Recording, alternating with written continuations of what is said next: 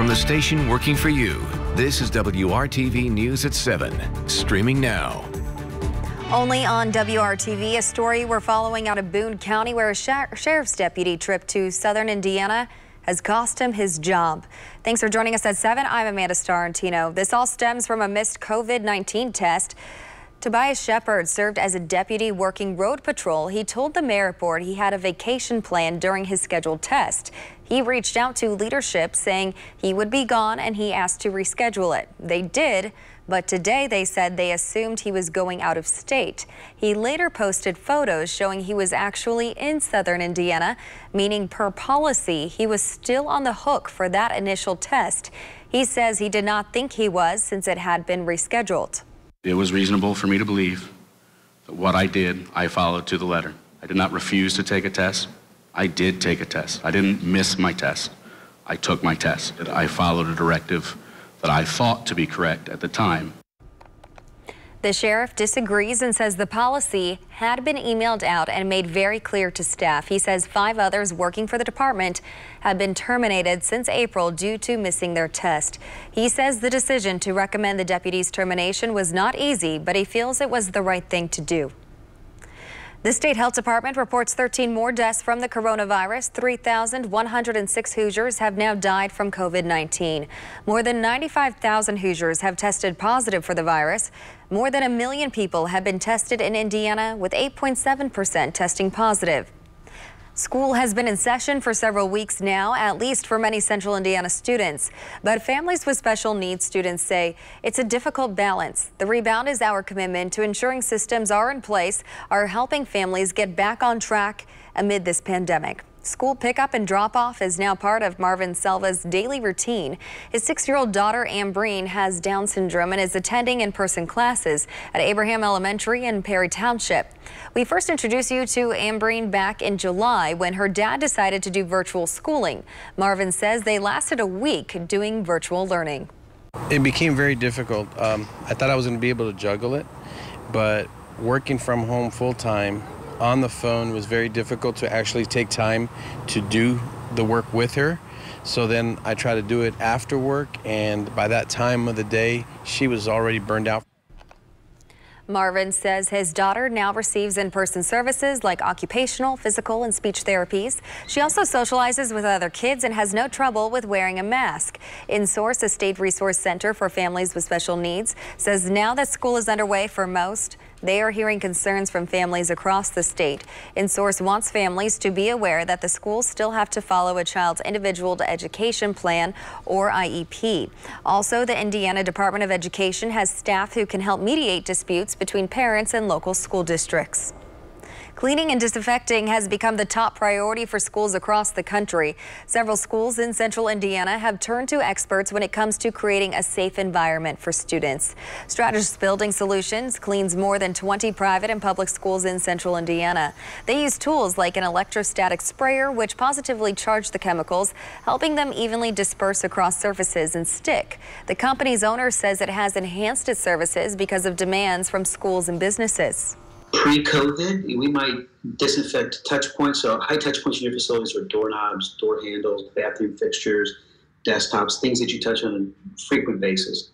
Those typically, in a normal clean plan, might have been a once a week type of a process. They're daily today. And sometimes in some facilities, they're multiple times per day. In addition to cleaning after students go home, Stratus keeps a crew member inside school buildings during the school day for repeated cleanings of high touch points. Kevin. Amanda, the rain gauge at the National Weather Service, which is the official rain gauge for Indianapolis, that's out at Indianapolis International Airport, the rain gauge is not overflowing. That's your 24-hour total. Yesterday and today, just 0.02 of an inch. There were portions in Tippecanoe County that had ½ inch of rain yesterday and some downpours, and there were other locally heavy rainfall amounts, but not very widespread. And this evening, the rain much lighter. It's to the south. That rain sits along the Ohio River and will continue to stay along the Ohio River or south as far as the heaviest rainfall.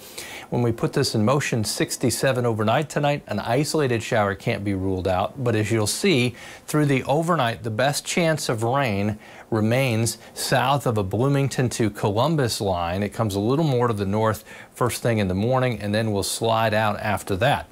Temperatures tomorrow. Keep in mind the humidity is still in place tomorrow, still warm. Temperature will be about 84, 85. As far as our rain chances, just a 20 to 30% chance. We'll focus on changes for Friday that will last into the weekend coming up. In Democracy 2020, a federal judge has blocked an Indiana law that purges many Hoosiers from the voter polls, even if they did not receive proper notification from the state. The lawsuit was filed by the advocacy group Common Cause Indiana. It targets Indiana's use of a multi-state program that compares names on the state's voter rolls with those in other states. Federal Judge Tanya Walton Pratt ruled the state's use of the program can lead to voters being removed from the rolls without notice. She issued a permanent injunction barring local officials from removing voters without written confirmation from the voter. 2 months until the general election, and an organization is focused on creating a more diverse and inclusive voter turnout by educating, empowering, and letting Hoosiers know their vote matters. WRTV's Cornelius Hawker talked to two of the people behind Count Us Indiana. The nonpartisan group is working to make registering and voting easier for everyone. Your voice does matter, and your vote does make a difference. Miles Trowell and Jalen Radzminski know so many people have a hard time believing that. It's why they started Count Us Indiana, Count Us In for short, based out of Fort Wayne. Both of them told me they've had issues before when they tried to vote. I kind of knew that, like, I'm still able to vote because I had forms of mail with me with the new address on it and everything, and they were still making it difficult. The absentee paperwork was misprinted several times, and then there was my ballot the year after got to my address late. I wasn't able to register in time. Knowing others could face similar issues, they want people to know Count Us Indiana is there to help voters figure things out. If people need resources to get their ID, if you can't afford printing or getting your official paperwork, any pro bono legal services, please feel free to reach out to us. Every Tuesday from now until the general election, they're teaming up with the Indianapolis Public Library, holding virtual forums where they'll discuss a range of topics related to voting. The library approached them with the idea. We really wanted to have, groups that targeted minorities like women, Black, LGBT, but a lot of groups weren't around or weren't really able to respond. But Count Us Indiana was able to respond, and now they're working to make voting easier for everyone. Working for you, Cornelius Hawker, WRTV. We have a link in this story to information about Count Us Indiana and their upcoming events. Just go to WRTV.com. It was the talk of Indianapolis 1 year ago. Next, an inside look at the state of the red line, what's working and what is not, plus what's coming in the future. We'll be right back.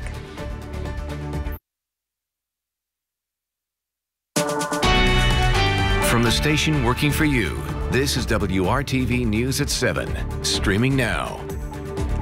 It has now been 1 year since the red line started rolling through Indianapolis. The city's first bus rapid transit line saw huge ridership numbers in its first month. But public transportation in general has taken a hit since the pandemic began.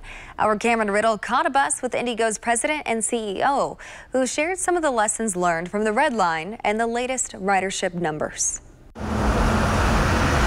Indianapolis has grown and changed in its 200 years, but the Red Line kicked off the city's first mass transit overhaul in decades. And if you look at our routes the way they were 40 years ago, Indigo hasn't changed, but the city has been constantly evolving, and that's why that redesign is so important, to be able to rematch the services to where the people are. Adding a new transit system to an established city turns what seems like simple changes into headaches. Indigo president and CEO Inez Evans says in the first months of Red Line service, it became clear that the rubber medians meant to keep cars from crossing the Red Line's path would not work. Oh my goodness. So the rubber mediums, I had started referring to them as the alligators in the road because they kept going on top of one another. So we replaced those with the concrete mediums, and those have been greeted so much better by the community. In other places, traffic bollards meant to separate buses from general road traffic caused a bit of a headache too, as Red Line buses would literally get snagged on the traffic bollards, which were eventually removed. New infrastructure combined with new technology threw Indigo a curveball. Caution, bus is turning. We took on new bus technology, the TVM machines where you get your fares, that was new. Signal preemption, that was new for us. All of these things laid on top. Nothing worked exactly as it was supposed to on day one, and some things we're still working through. Evans has led transit agencies in a number of big American cities. She says Indigo has presented the most challenges, and none were bigger than opening a bus line months before a global pandemic.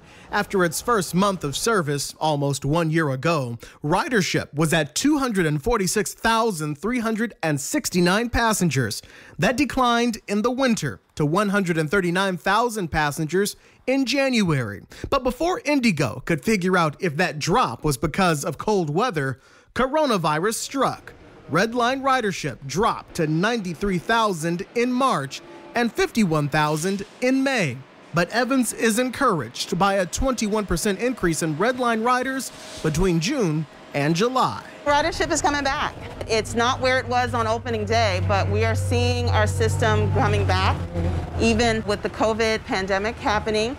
And I will say that our transit numbers are ahead of the curve in the return of our ridership than other transit systems nationwide. After surviving growing pains, Indigo is now looking ahead to the purple and blue lines after a year of feedback and lessons learned from the Red Line. Pre-COVID, we had companies just calling us and saying, we love the Red Line, it's a great service. If you look at the landscape of what's already happening along Purple and along Blue Line, improvements to the community are already starting to show. That is a component of BRT being promised to come down those streets. In Indianapolis, Cameron Riddle, WRTV.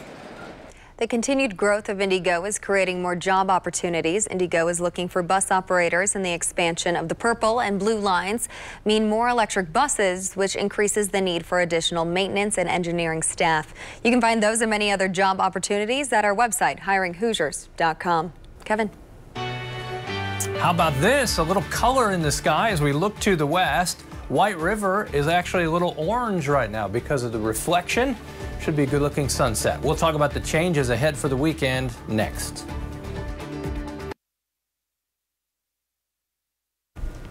Laptops are the latest hard-to-find item amid the global pandemic, and it's not surprising. School districts across the country are all placing big orders for the devices around the same time for remote and hybrid learning.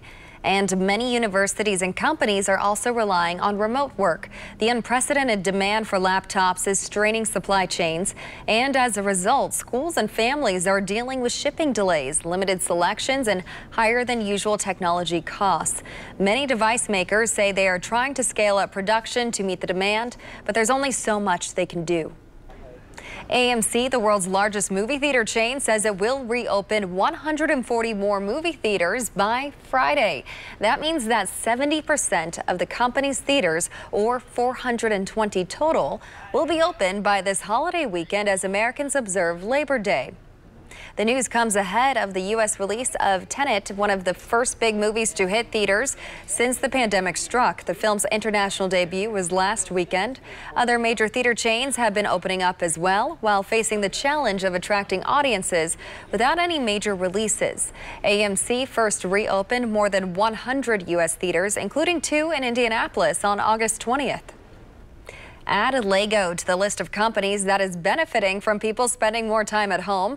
The Danish toy maker says that sales jumped 14% in the first half of 2020 compared to the same period last year. But it's not just Lego. Video game companies have also seen a surge in sales since social distancing restrictions have encouraged people to find new ways to pass the time. Kevin. Those kind of things like Legos or a puzzle teaches me patience. I need patience. As you look at the sky, if you're patiently waiting for sunshine, hang in there. We've got more cloud cover tonight and first half of tomorrow. Then we'll begin to see more of this. But I love that. And if you can see at the bottom there, there's White River as you're looking toward the Washington or just the walking bridge over to the Indianapolis Zoo. A little nice orange glow in the sky for you. Look who's waiting on some sunshine. This is Mr. Gibbs. Karen Heimboss sent in a picture of her Rhodesian Ridgeback. He's got the hat on, ready for sunshine. Mr. Gibbs, Friday is your day. That's when we'll have lots of sunshine around central Indiana. This evening we've got cloud cover. September 7th and then the 22nd. 2 dates to remember here as we roll into September. Of course, Labor Day Monday and then fall later in the month. And indications are, as you look at the outlook for September, that we may have below average temperatures. We already make a big move. High of 83 to start the month with an average high of 72 by the end of the month. And look at low temperatures. Average lows are down to 50 by the end of the month. Nothing's tipping the scales either way as far as precipitation. As to whether we'd be above or below, we average just over 3 inches of rainfall. It's one of our drier months. October, we average some snowfall, 0.4 of an inch, so enjoy this month. There's your rain south of the Ohio River. Some of that is heavy. They've got some flood watches out and flood warnings in Kentucky. For us, as the rain moves north and east, it's going to move along the Ohio River, come a little bit to the north as we go overnight into the morning tomorrow. Best chance for rain, Bloomington, Nashville, Columbus, Seymour.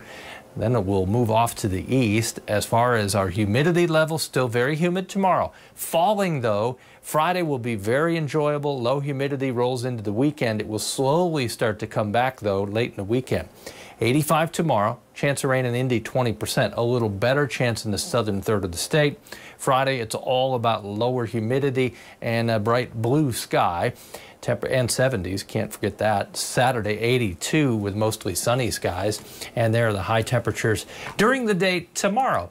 If we see a shower tomorrow night, it's a possibility for that as the cold front actually comes through. That's what opens the door to the lower humidity.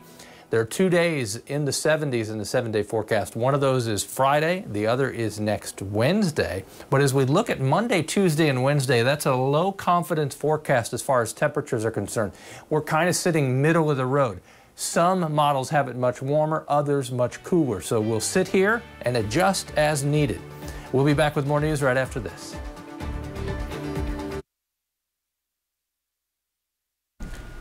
Children not only need a safe environment, they need the skills to thrive and excel in the classroom, and that starts with reading. WRTV is raising money to ensure kids in low-income households have books of their very own. We are asking you to donate to our If You Give a Child a Book campaign. Donations will be accepted through September 11th. Just go to WRTV.com/giveabook for details on how to donate. Kyle. First, Netflix had The Crown. Now its staff includes some real royals. The streaming company just announced the Duke and Duchess of Sussex have signed a multi-year production deal. It does not mean Meghan Markle is returning to acting. Though she and Prince Harry may appear on camera for some projects, the royal couple will be producing exclusive Netflix content like scripted series, documentaries, features, and children's shows. For Netflix, the deal is similar to the one the company made with former President Barack Obama and his wife Michelle in 2018. Reese's has a new way to satisfy that salty sweet craving. The candy company, best known for its chocolate and peanut butter cups, has announced a snack cake. The chocolate and peanut butter cream cakes are being billed as a mid-morning treat. They come two to a pack with a $2 price tag. Look for Reese's snack cakes in stores this December. Yum. Man's best friend is getting his own beer. It's called Dog Brew by Bush. The non-alcoholic bone broth is made from bone-in pork butt, celery, mint, turmeric, and ginger. You can pour the whole can into the water bowl or use it to soften Fido's food. It is not the first time a brewery has included dog beer on its list, but it may be the most expensive. A 4-pack sells online for $10. It's currently sold out, but you can sign up for a waiting list. Bush said it will donate $1 for every 4-pack to the Best Friends Animal Society. Kevin? I think Rory Gregory may growl at the bowl and then back up if there was anything but water in there. Couple showers, Bloomington to Seymour south during the morning hours tomorrow. We'll see more sunshine in the afternoon. Amanda? Thanks for making WRTV your choice for news. Our next newscast is tonight at 11.